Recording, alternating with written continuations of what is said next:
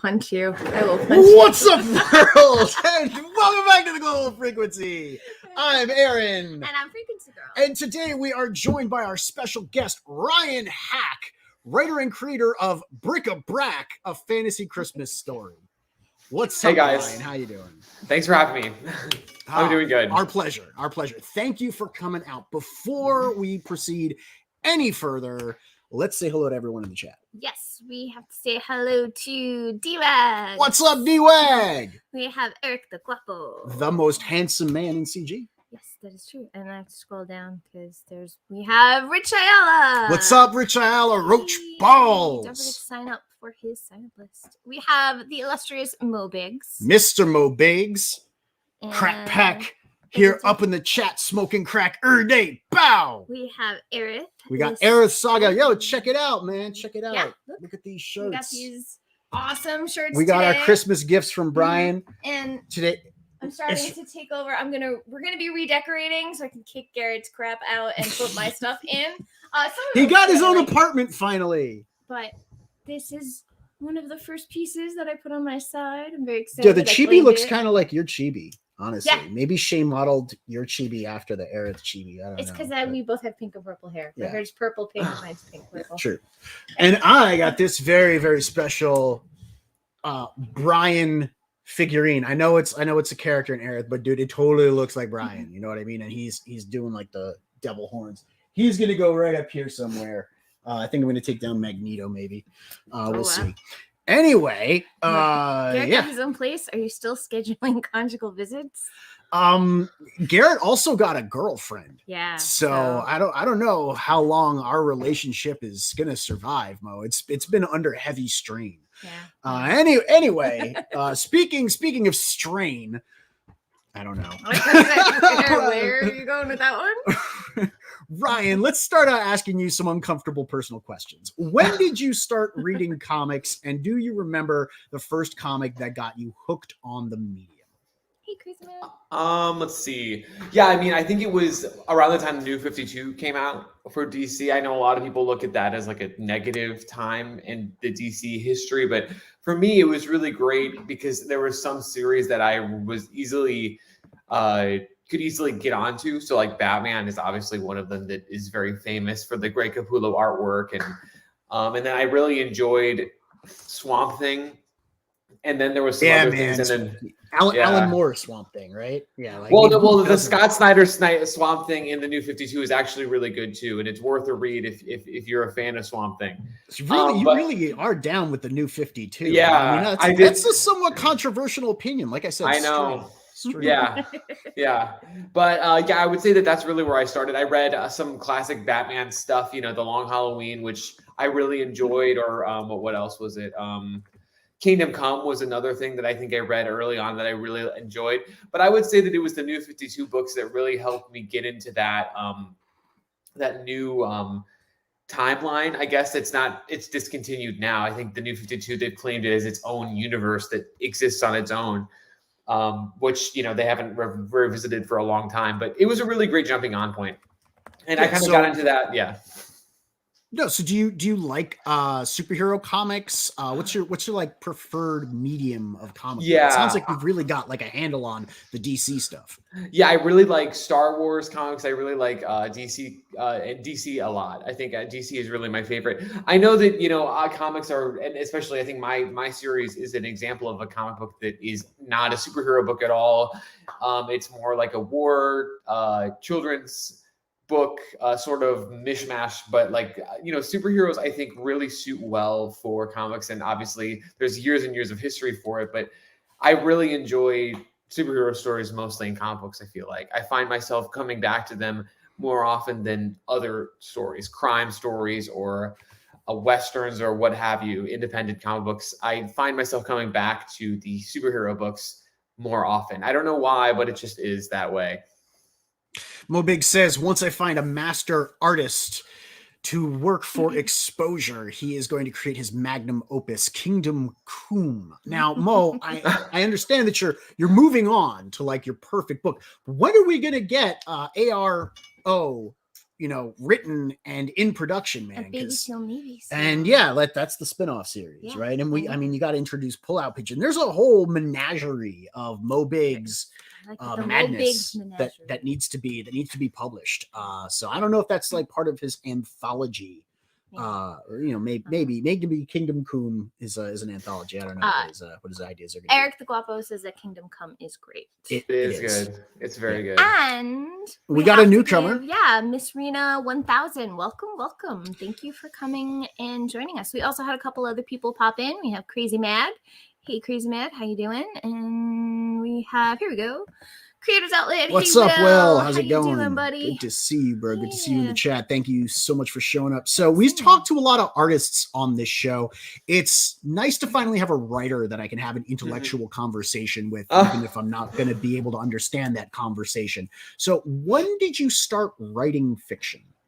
So it was about that time too. To be completely honest, I started writing like Batman and fan scripts and stuff like that. Like I really enjoyed messing around with those characters for a long time. And then I just, kind of fiddled with prose. But I think the one thing about prose that I think it lacks is that you're alone.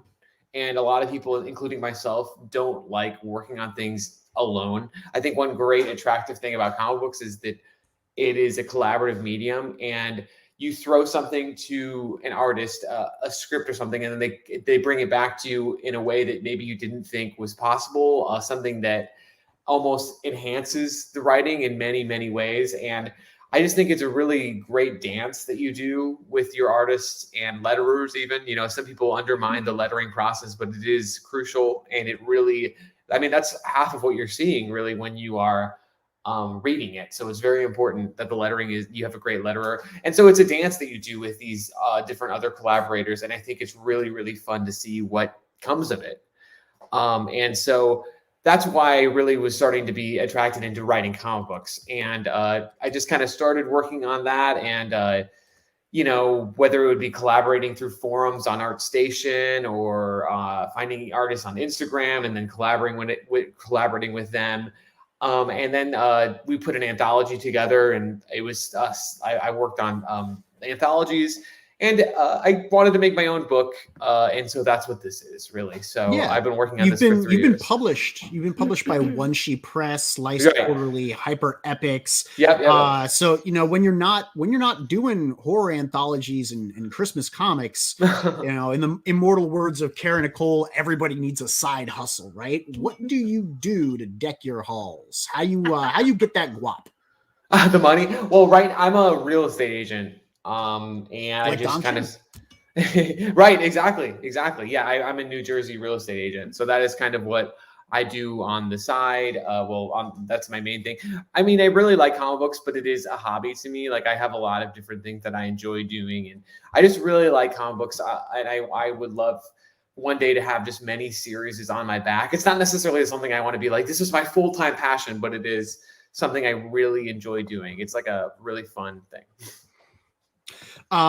So as mentioned before that you did a bunch of anthologies, you got your work into those anthologies. Were you a part of the creative team that organized them with these different publishers, or did you do submissions? So with those, I did submissions, but I do have an anthology series I've created on my own. It's a horror comic anthology. Oh, right. Yes. Right. Yes. And that is, and it's the one unique thing about that one is it's all stories written by one person, me, and then it's all different collaborators. But I find that with anthologies, especially independent ones, there's a lot of mishmash of different stories that really have no connection or or also are just completely different genres. Like it's very, I think it's hard. Tough to make anthologies really Right. have like a good synchronicity to them. Exactly. Sometimes they feel completely disjointed, but that's not the case with your Unspeakable Text, right? Right. And you put out 2 issues of that so far. You crowdfunded both of them. Right. 2 volumes. Yep.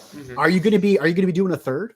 Yeah, absolutely. There's going to be a third one. It's just that with those, I've tried to crowdfund them multiple times, and sometimes they fail. So, this next time, I don't know why that is. I think the problem is that a lot of people just aren't interested in anthologies. Maybe there is on Kickstarter, perhaps, a audience for that.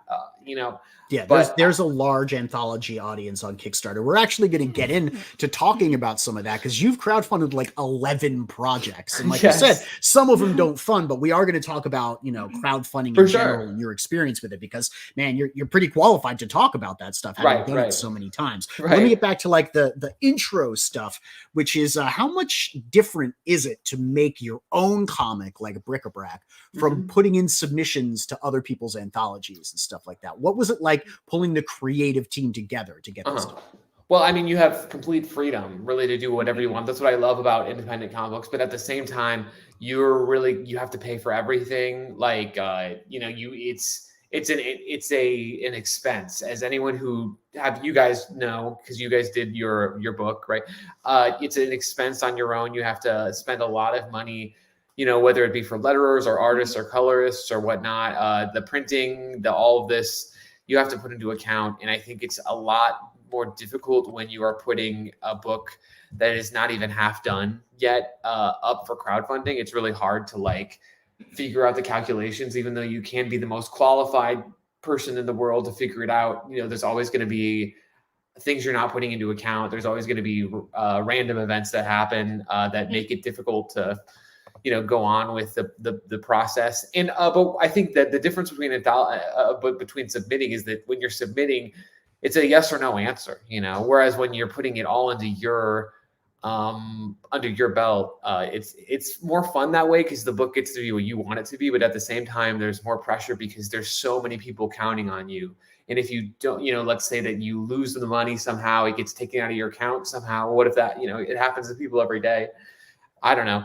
Or you have to pay for the super expensive car accident that you got into or something. There's so many things that could happen that now suddenly all the money that you've raised disappears. So they are putting a lot of trust into you as a person and your integrity. And so I think there's a lot more when you're funding independent books, there's a lot more pressure. But at the same time, like I said, it's way more fun because the book becomes what you want it to be. So I absolutely agree. I mean, it is a very involved process to put together your own thing. You have to wear a lot of different hats. I certainly wouldn't have been able to do my own campaign without Freq Girl. She did, the majority of the logistics work. I mean, I'm just the writer, creator, visionary idea guy who, thought of everything. We're a good team. It takes lots right. Yeah, it is tough to do it, on your own. So being the guy who's pulling all of the strings and threads together to kind of weave them into a workable product is it's admirable, I gotta say. So how did you get into crowdfunding then? Do you back a lot of crowdfunding projects? How connected are you to the indie community? Yeah, I mean, I got into crowdfunding because I was like, I tried Webtoons. I was like, maybe I should put some of these anthologies that I'm putting together on Webtoons. And it worked all right. But I always feel like print is really where I want it to be and live. I feel like when it's on Webtoons, it almost feels like incomplete in a way, or like it just feels like it's lesser than it could be. So especially if they're meant for comic books, and we have our own Unspeakable Text website and stuff, and you can see all the episodes, but like the real treatment, it needs to be in paper. So I guess I just went on Kickstarter once and in a day put together all the pages that I'd collected over the, 6 months or so that I'd been putting the Webtoons together and all that together. And I was pretty much ready. The book was basically done by the time that my first ever crowdfunded book was basically done by the time I got on Kickstarter. So, it was great. I suggest everyone, if you're doing your first Kickstarter or Indiegogo, to just have the book completely done or very close to done. I know it's a lot to ask, especially if you're doing your dream project, but maybe it doesn't have to be your dream project the first time. it's just a good practice thing to get an audience and stuff. But yeah, my first book was completely done, so it felt natural to put it on Indiegogo or to Kickstarter, sorry. And we did fund barely, because I had no idea what I was doing, and I had no idea that you had to advertise these things, and there's no algorithm sharing it for you. There's nothing like that. It is literally all you, and you can look at your metrics or whatever on your Indiegogo or Kickstarter, and you'll see that it is really all you. They're not doing anything for you to promote the book, unless your book is trending, I suppose. But other than that, it is on you. So that's one great lesson I learned the first time. And, with the second one, with Bric-A-Brac #1, which happened the same year, I learned, again, so much, because I remember going on so many shows that year that within that, I don't know, maybe like 50-day period of the campaign, that my voice was gone. Like, I went on so many shows. I think probably like at least one every night the campaign was on, sometimes twice a night. So it was just constantly getting the word out. That is the most critical, important thing.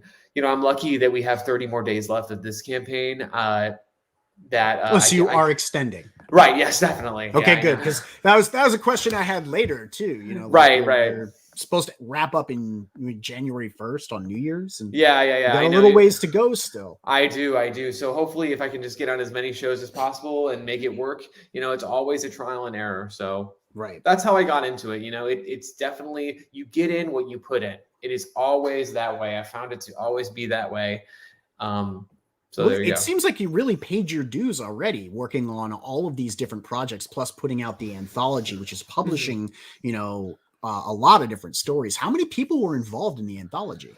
So each anthology, there's about 20 people involved in them. Like, I think the last one had 15. The first one had 15 stories. The second one's going to have about 20 to 22 stories or something like that, all different artists. So it's just a long time of accumulating stories. I think this one we've been working on since 2019, so almost 3 years. So it's just a really fun process. The only problem is that just advertising it to the right audience, like we've talked about. I feel like anthologies, you have to find the audience. Sometimes it takes time, and so hopefully we find the audience for it. And if I have to, I'll pay out of pocket to. Make that's the point. You submitted stuff to other people's anthologies at least 3 different times. Oh yeah, and you've put together 2 anthologies of your own, which is publishing 20 other people's work. So, right, exactly. Like I said, you paid your dues. You put that stuff in. There should be a lot of people out there helping boost your signal. Right. Like that is a little bit surprising to me, because the first 2 Bric-A-Bracs, they scraped the ceiling of like 6,000. Right. And it's surprising to me that you're only sitting at 2,300. I know. You said like getting on shows. Is that what you plan to do to fund? I'm glad you're extending. So yeah. I mean, I've been getting on shows, and you guys have probably seen me getting on a bunch of shows, the past couple of weeks, and during the holiday season, like, I took a little bit of a couple day break, but I'm going to go back into it. But like, I think this time, those campaigns I launched, the first one was in mid-January or October. Actually, the beginning of October, I launched the first one, and we funded in that period of time from October 15th or what was it to November 15th. And the second one, I've launched it in November 5th, and then we funded on December 5th or something like that. This one we launched in December, because I was like trying to figure out how long we could push it and kind of make it a whole holiday season affair. I found that this one is harder to fund. In fact, much harder to fund, because like, it's just, you'd think it would be easier because you have all these bundles and stuff like that where you're selling not just one book, but multiple. But at the same time, it's a little difficult, because I think people have already spent their money during the holiday season and whatnot. And they always say that December and January are tough times to get a book funded. They always say that. Even when you're doing a Christmas themed book, which kind of like seems set for the holiday season, right? Like it's intentionally put out at this time of year. But yeah, like this particular pass in 2021 has been very difficult for people to get the exposure as well as the funding that they need during the December stretch. So would you consider doing it like, I don't know, in November next time? Oh yeah, I definitely will. I mean, I do pray that we fund this one. People people put Christmas decorations up before Thanksgiving, right? Oh, Maybe yeah, we do Christmas absolutely. shopping early. You could too. do a That's right. backup about that in the book. I mean, because Right. I've read issues 1 and 2. I got Oh, them right yeah. here. Yes. And I really enjoyed them. I like the way that you kind of flesh out the world little by little by Yeah. incorporating different bits of like the Christmas mythology. You know what I mean? Like, I Right. think it would be. I liked the story of Jack Frost, that little bit in Bric-A-Brac too. I think it'd be interesting to do like a little like Thanksgiving story where, like, you know, Christmas is part of that holiday or has taken over or absorbed part of that holiday. So that said, according to Wikipedia, bric-a-brac means lesser objects to art, forming collections of curios such as elaborately decorated teacups, porcelain figurines, painted miniatures, and such. Why name your series after the collectibles every grandma has in their room? Well, I mean, the attempt with this series is to kind of mash everything we know about Christmas culture and holiday culture into kind of one thing. Like, if there was only one ultimate Christmas special, this would be it. You know, like, if there was only one you could ever watch ever again, I would love to make this one that one, because it has everything. Absolutely everything you can think of in any Christmas media, it is in this book. And so I really, I'm a big fan of, like I've mentioned many times, the Rankin Bass movies, or, you know, a lot of Christmas specials. I enjoy holiday specials and the themes in them. So it's just all of those kind of combined into one thing. So if you think about it, that is the kind of bric-a-brac. It's like things that really shouldn't maybe be added together, but kind of added together anyway. And also the word, there's a song in The Nightmare Before Christmas where Jack says that word.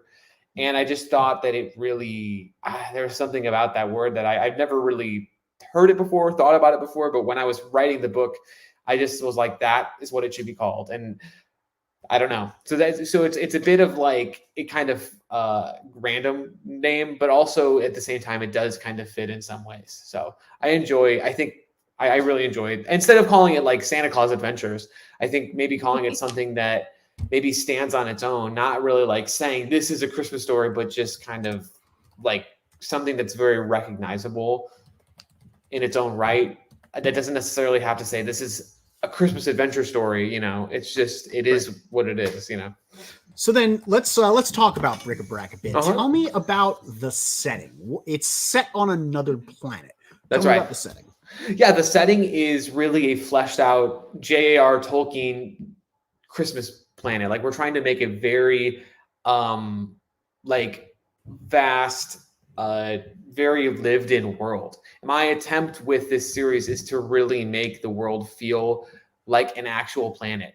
Before we even go to any other planet, I just want to really develop what Planet Christmas is like. And it has underwater civilizations we haven't even seen yet, desert civilizations. It has people who live in the clouds, or people who, you know, live in caves and cavernous settings. And there's all types of Christmas beings that live on this planet. And there's fantasy creatures, and there's nutcrackers. There's all these different kinds of things that are Christmas themed, but they actually live real lives. You know, they're actual real people. It's not just like the North Pole, but instead it's like the whole world was a North Pole instead. And it's not just, there's not just cold temperatures. There's, you know, there's real people that have to live on this planet. So what does that look like? You know, I mean, so that was the bunch attempt. Of different settings. You've got like Atlantis in here. You know, you got right. You've got an underwater underwater kingdom. You've got other places in like the tropics. So it's not just like the Christmas,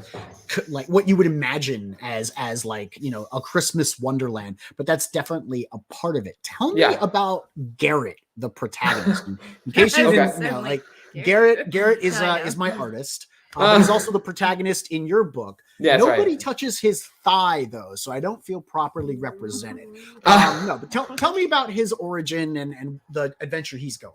Yeah, I mean, like, Garrett is kind of the archetype for all of us, at least people who really love Christmas and celebrate Christmas, the people who believe, Christmas believers, I guess you could call us, people who really like Christmas. You know, he is someone who is forced, you know, he lived a life, really, really simple life with all his friends and on this isolated island. But the minute that war strikes and he's old enough to go venture out, it's difficult. Obviously, there's a massive war going on. His friends are kidnapped. He's forced to go on this journey to find Father Christmas, who may or may not have the power to take this being on, to take these beings to the Nutcrackers on, and then certain people behind the Nutcrackers who are allowing them to take over the planet. So there's this whole thing going on. There's people who he encounters who are very mean and cruel. There's people who are nice, like in the first issue, he sees, he gets to Christmasville and he finds all these great people who are singing songs and it's a very happy kind of generic Christmas happiness. But then suddenly he's also forced to encounter Nutcrackers and people who hate Christmas and want to kill him, or people who want to hurt him. And then he'll also encounter in issue 3 people who want to use him for certain things. And there's all these different dangerous people out there that are kind of obscuring his view of Christmas, which is what happens to us when we grow up. At least it happened to me. I mean, I know this Christmas was very trying. My family got COVID, so it was very sad that we couldn't go do the things that we wanted to do. And it's like, you have those Christmases maybe when you're young that might traumatize you or make you not know that make you feel that Christmas isn't as magical as it was. But then, obviously his arc's going to be like, I know that Christmas may be different. Planet Christmas may be changed, but I'm going to carry on the Christmas spirit forever. And I know that Christmas is worth celebrating. And it's just that change that we all go through when we realize Santa Claus isn't as real as we thought it used to be. There's all these different adult things that are influencing our view of Christmas, these problems that now are starting to visualize and getting in our way of that childhood Christmas that we always loved. But, that's how it is. That's what happened to me this Christmas. I'm telling you, it was a trying time. I was like, man, we can't go see my grandma. I came all the way from New Jersey here to see you guys, and now we all have COVID and we have to stay inside. But at the same time, somehow we were able to get that Christmas joy. You know what I mean? It's there, but you have to fight for it and you have to believe in it. And so that's who Garrett is. He's someone who's looking to find that Christmas cheer that he had, and maybe find it in a new way. So that's really him. And the real obstacle, the fact that the Nutcrackers came and they obliterated his home and everything, and now he's on like a quest to find Santa Claus, right? Right. How does Father Christmas fit into the mythology here? Yeah, well, Father Christmas used to protect Planet Christmas from any threats in the past. Well, he fucked up, didn't he? Yeah, he really did. But yeah, so he was supposed to protect. Obviously, you see him taking on a monster. He used to be kind of somewhat of a monster hunter whenever there was a threat on Planet Christmas, because it is, like I said, a planet just like any other planet. It has threats. It's not a completely sublime place where no evil thing, comes there and tries to take over or whatnot. But this time, obviously, Father Christmas is weakened because this Christmas spirit has been taken out of Planet Christmas, and that's his power source. So he's very weakened. So he's had to basically flee for his life, and the life of Mrs. Claus and the elves, who are also powered by Christmas spirit.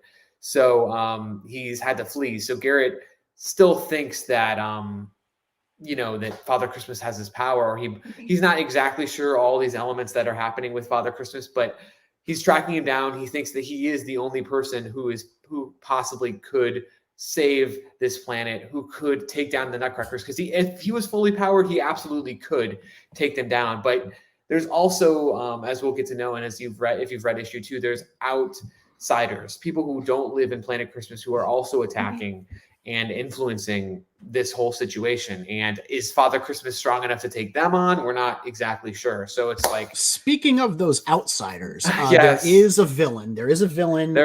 You're going to tell us a little bit about him. He's kind of like the evil mastermind here.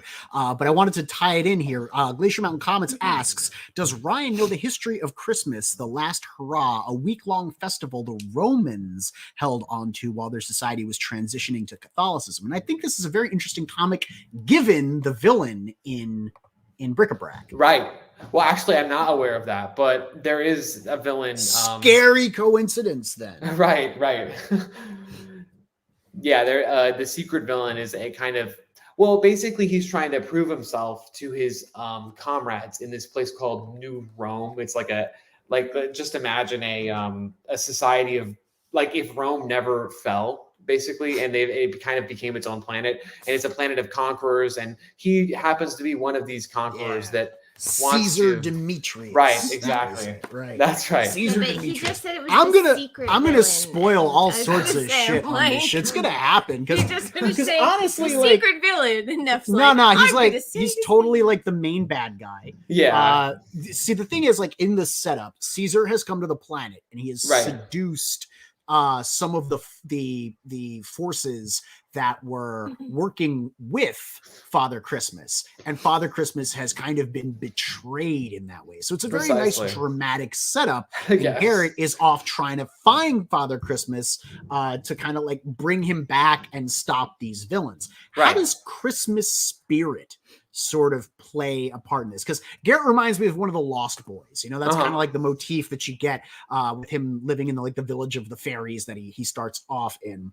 And there's like a big wellspring of Christmas spirit beneath their village, which is what the bad guys come to get. In fact, you allude to it all throughout both issues where, you know, they've come to harvest this stuff.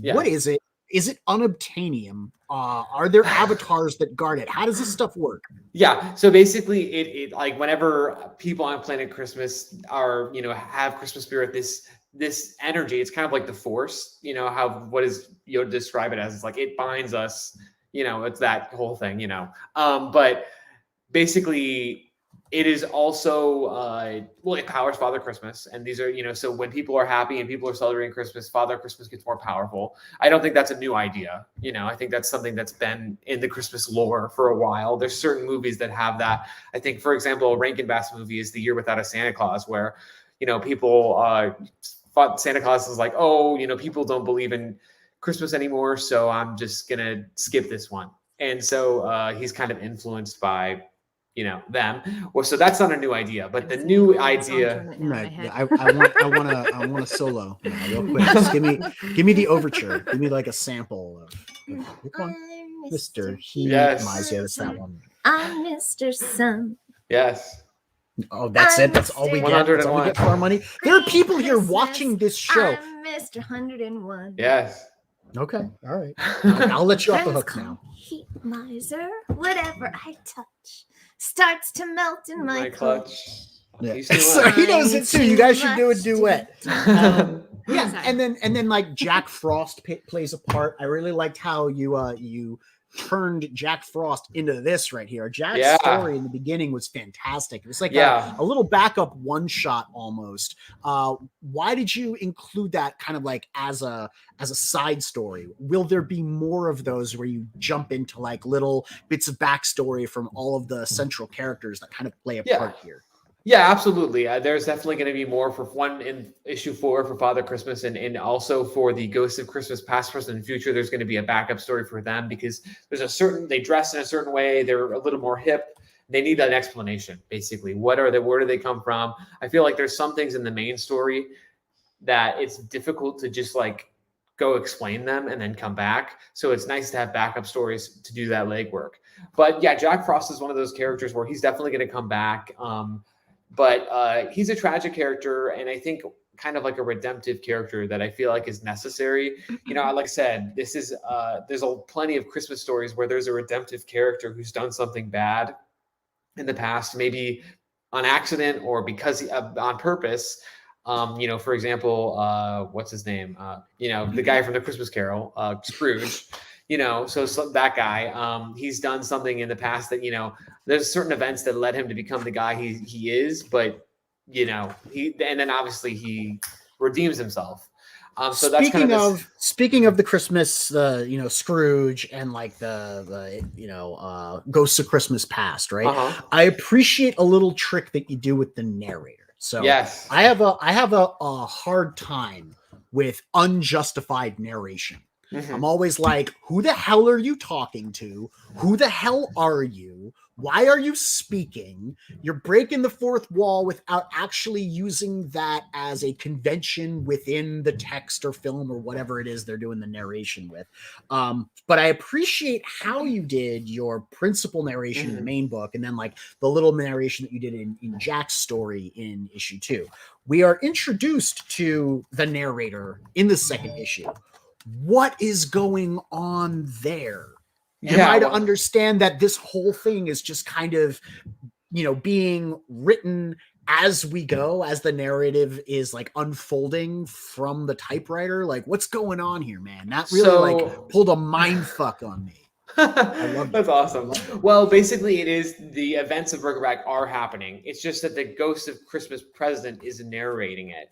And they're basically the Ghosts of Christmas Past, Present, and Future are in the beginning of issue 2 imprisoned for a reason that we will find out. They're being used for a certain, well, I'll just say the guy in the background, Good King Wenceslas, has imprisoned them for a certain reason.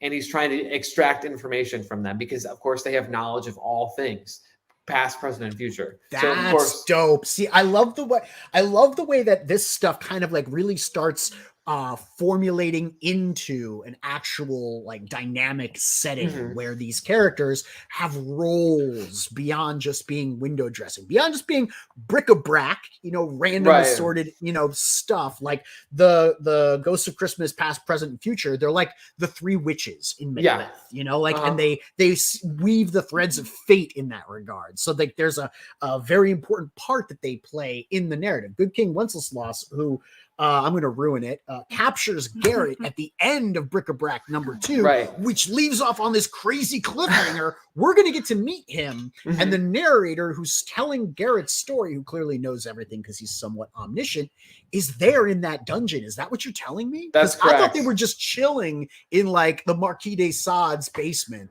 They just are being like, hanging out and stuff. But they've been imprisoned. And they will, Garrett and the ghost will meet each other. And that's a big part. I also love the way that Santa went through that transformation and how Garrett refuses to accept the idea that Santa could ever employ violence in any way. Like Santa's a monster hunter. He's a big old badass. He beats the shit out of stuff. And then suddenly something happens in him where he becomes a pacifist. Where he becomes like the leader of the Christmas village in the North Pole and everything, but he becomes a pacifist. He takes on a different role, and that's the Santa that Garrett is familiar with, and I guess inspired by, where all his Christmas spirit comes from. Right, exactly. And it's also really interesting how like the kids have the ability to find Father Christmas because they believe in him and they are so connected to the Christmas spirits. It's almost like they got a homing beacon. So there's a lot of really interesting conventions that you're playing with and that you're developing in Bric-A-Brac. How far does this go? How many issues do you have planned? Well, I mean, I would say that these issues, these 1 through 4, are really Star Wars inspired. So, you have a big bad and he's kind of like a, all-encompassing villain. And this issue is this arc, I would say, is going to be about 4 issues. It's going to be, end on a really epic note. But then I think with the next arc, we're going to go Indiana Jones style, maybe like an adventure, not in space, but instead really focused in Planet Christmas, so we can kind of develop more things on Planet Christmas and have maybe Garrett a little older, a little bit more has a little bit more influence on the world of Planet Christmas, and we can see how the planet's recovering.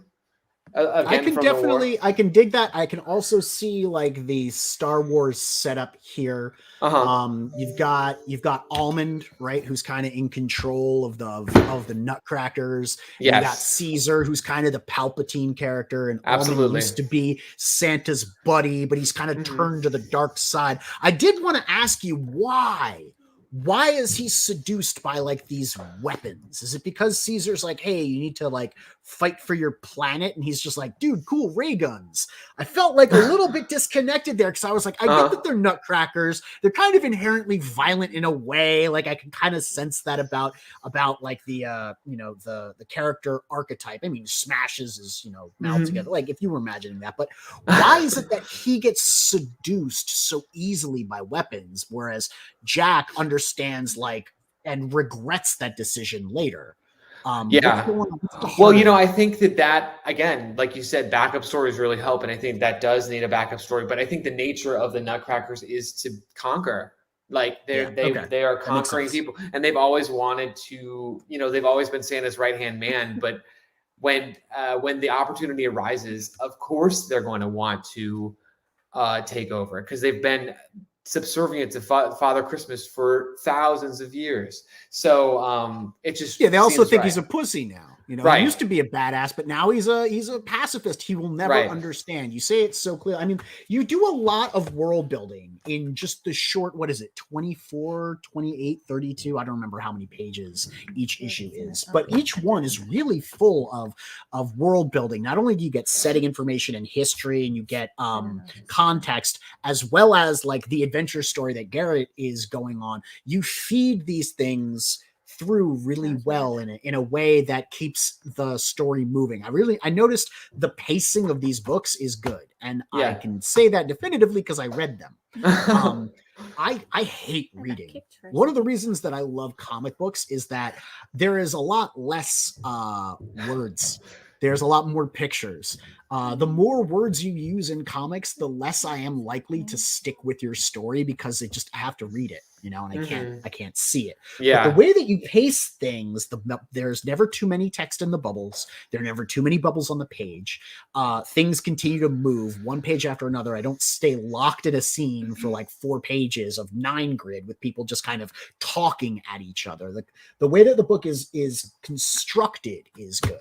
The art wasn't 100% the kind of art that it's not my jam, but it's well rendered, it's well drawn, and the artist knows what they're doing, creating comic book art. Sequentially, it makes a lot of sense. I found myself looking at it going, okay, like the person who's drawing this has either already worked in comics before or has studied. And that brings me back to one of my earlier questions. How did you learn to write for comics? Do you have, as Mo Biggs would like to know, any former training or official experience working in comic books?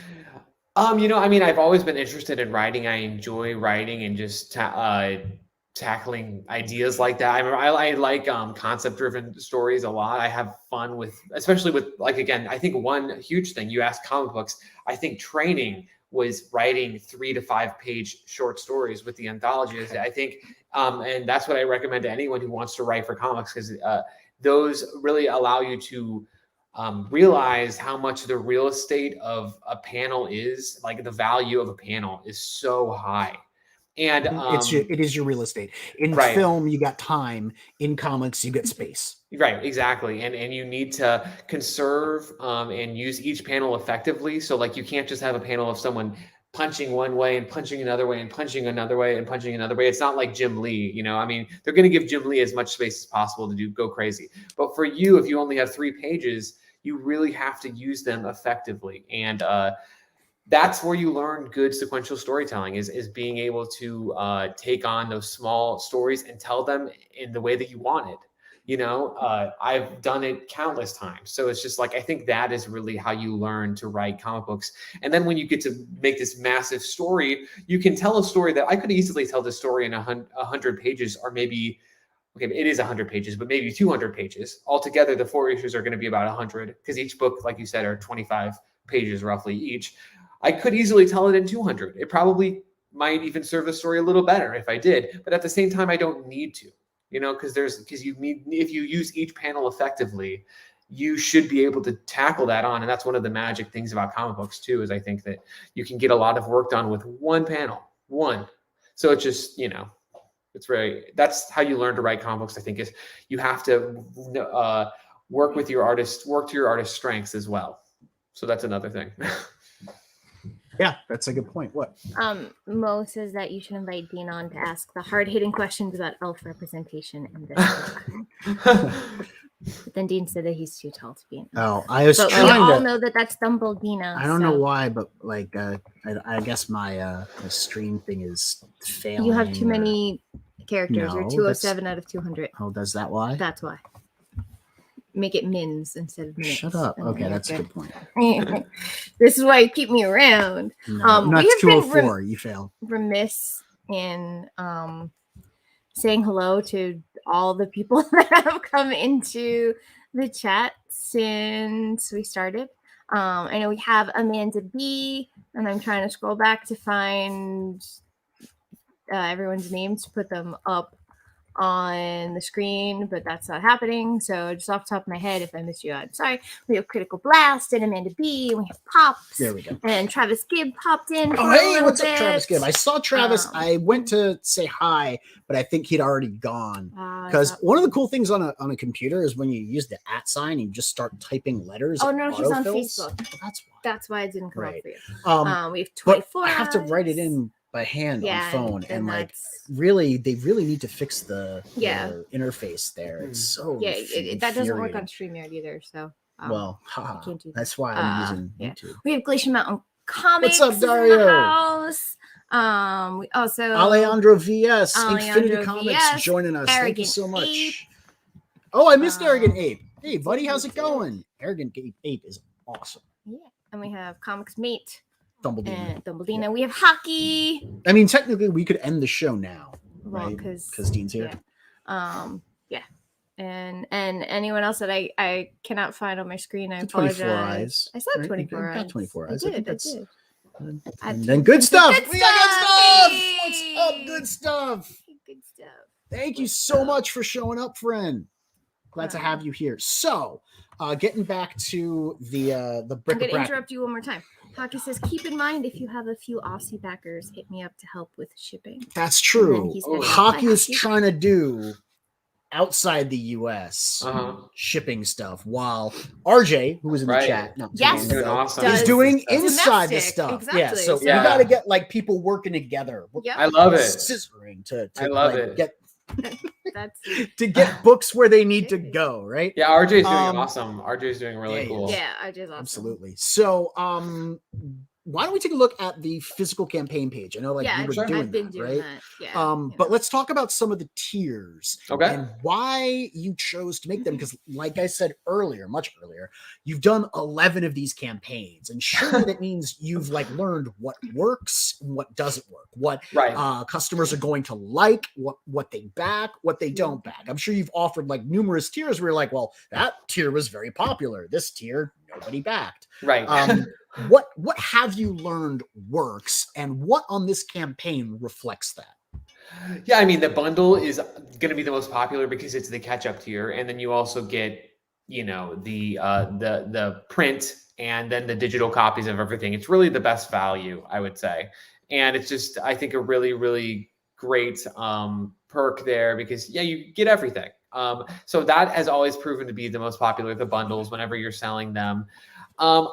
And then another popular tier has always been the Create a Christmas Character one, you know, because as you know, this book has a lot of war in it, especially issue 3. I would say that there's a 10 to 12 page battle in issue 3 that is going to really need a lot of extra characters. So if anyone wants to back that tier, now's your chance, you know, because there's going to be a lot of need for extra fun characters in the background, Christmassy characters of your design.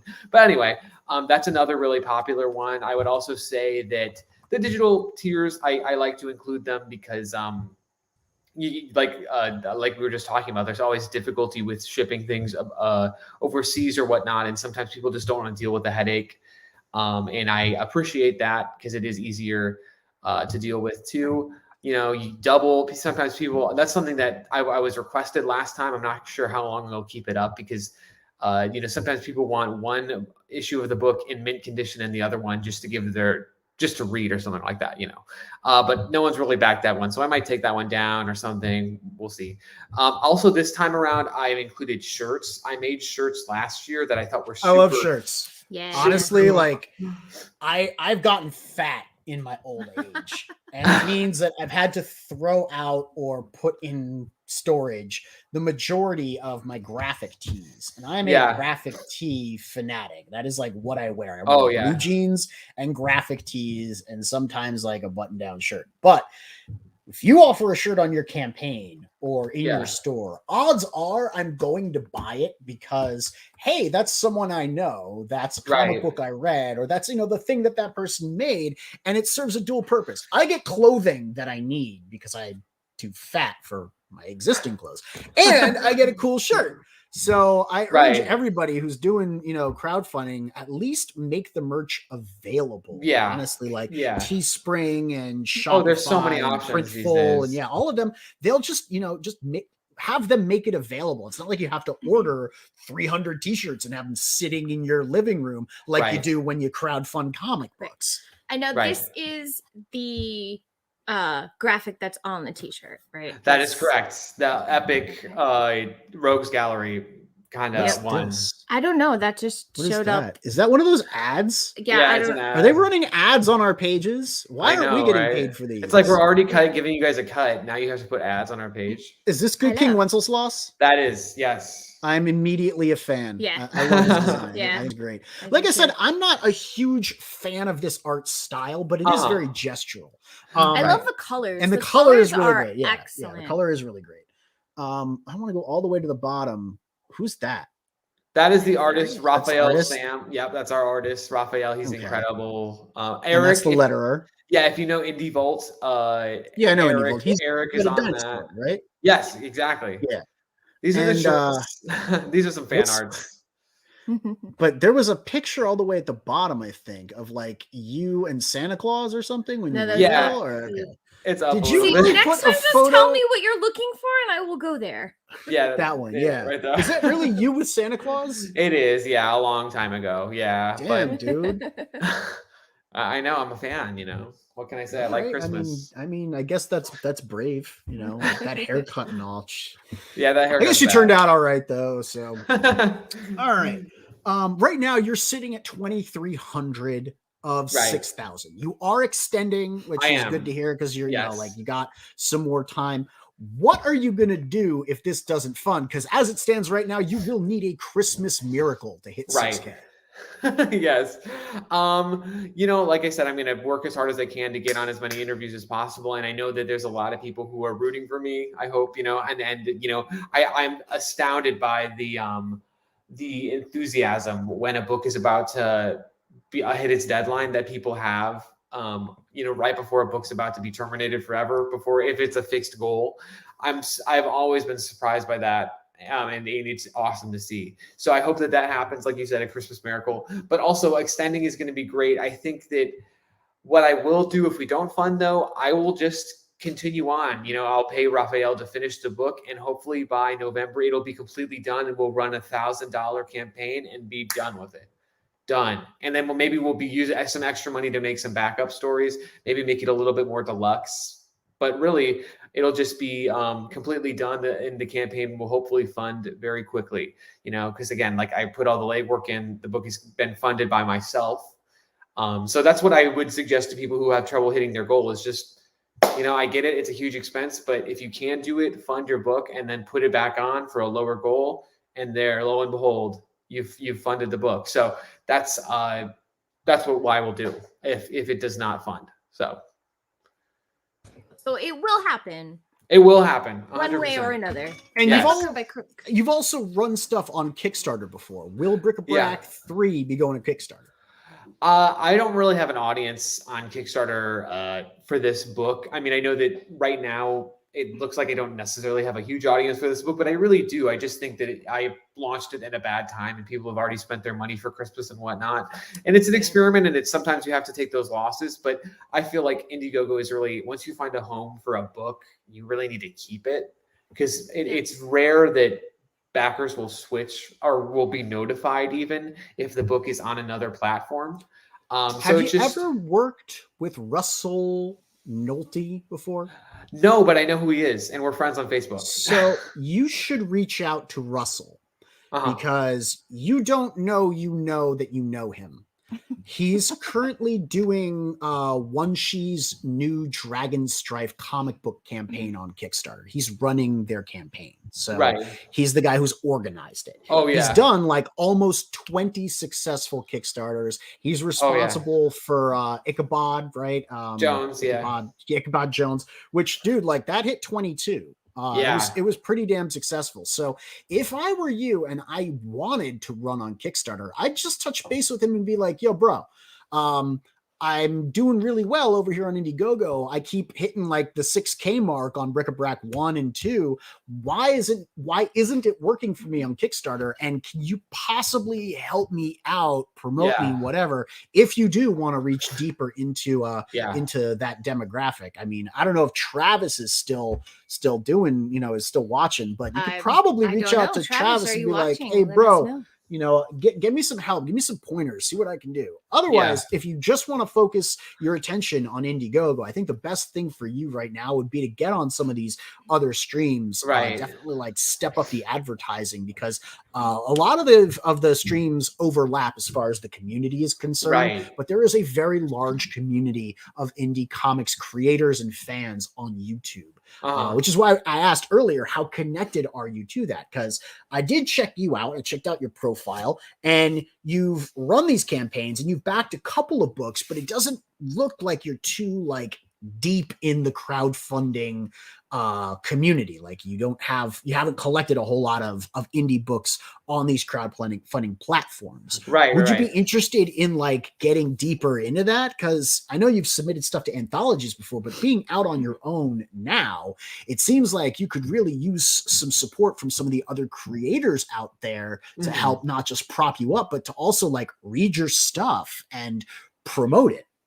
Yeah. I mean, I definitely would need. Yeah, I feel like that is something I would be interested in doing. Of course, like I've been on a lot of shows. I think I've been on, for every night of the campaign, probably a show. Yeah, but that's a lot of work. Yeah, it is. But I've been on Critical. I've been on RJ's show like twice, and all these different shows that, during the holiday season, it was kind of a lot. But again, you're right. It seems very difficult to reach that mark. So yeah, if I had a community, or if I was more into the community, I feel like it'd be more helpful. I feel like I think it's difficult now because I don't know. I think you're right. I need to be more. I know one other thing is generating new fans is something I struggle with, and something I think people on Kickstarter seem to succeed with very well, whether it be running ads or Russell. I remember he always had his Facebook Lives where he would always like go down to the statistics of where he is at the campaign,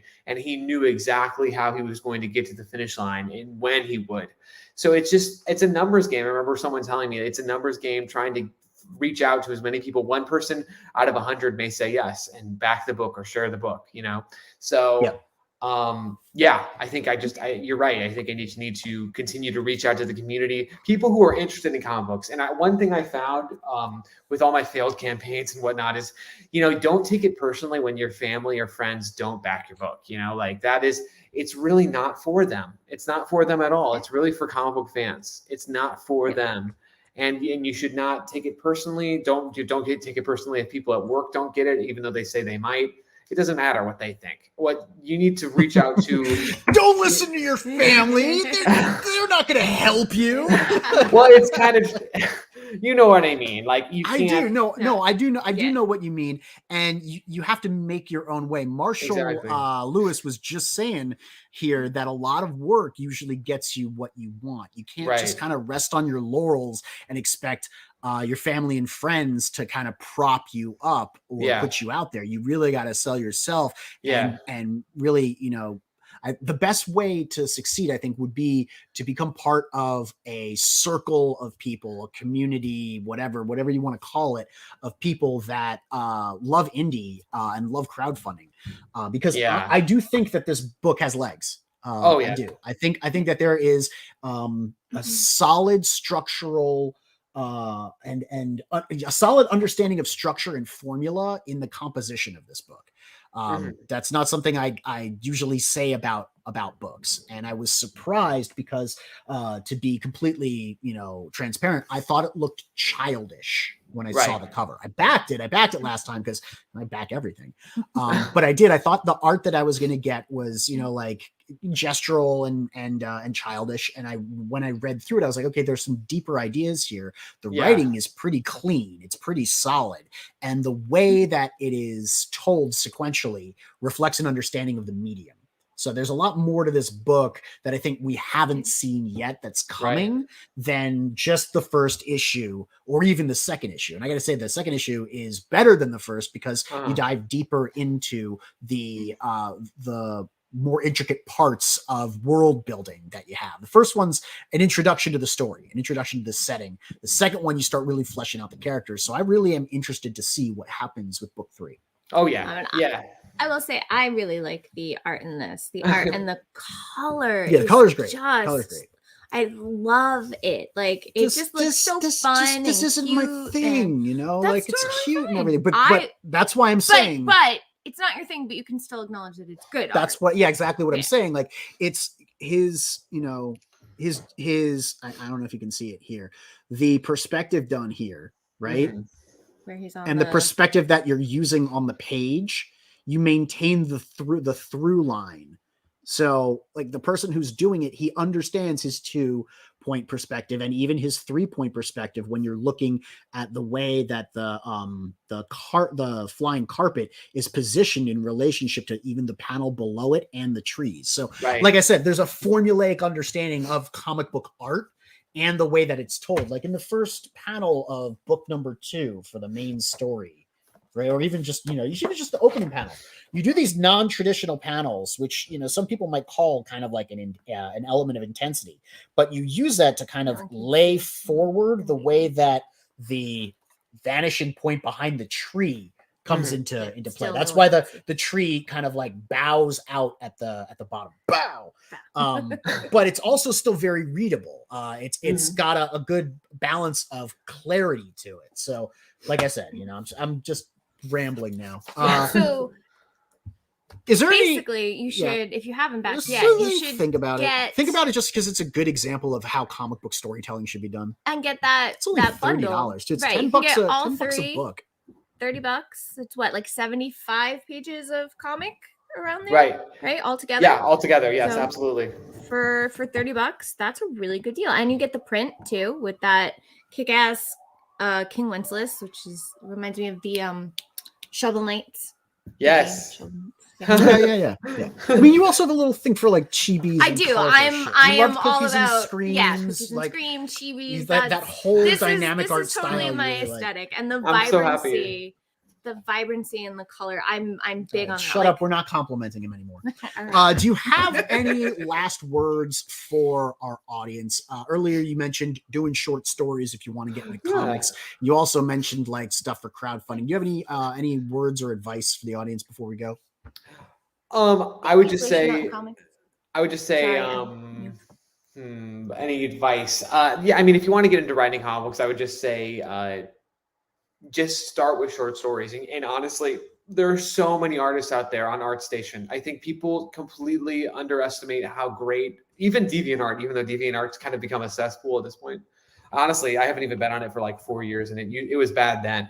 But I would go on ArtStation and look at the comic book tier and just look at all the artists who are there posting. Many of them are willing to collaborate just for fun. I mean, that's where I started. I had no money at all, and I just collaborated with people. And that's where it starts. That's where it begins. And it just goes on from there.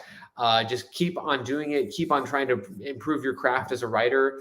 And then it'll be awesome. And I just think that comic books is such a great thing. And if you want to be a part of it, you should try as hard as you can, because it's just worth it. It's 100% worth it. I do it as a hobby, but I still love it. It's something that I always love. So yeah. I mean, he makes his money as a real estate agent. Like, this is just a side hustle for him. He's doing it for the love of the game, right? Right. All right. So I think that's going to be it for us tonight.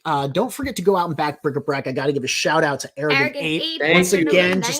awesome. Thank you so much for the support. Thank you You for the are going to support. enjoy the book. I really think you will.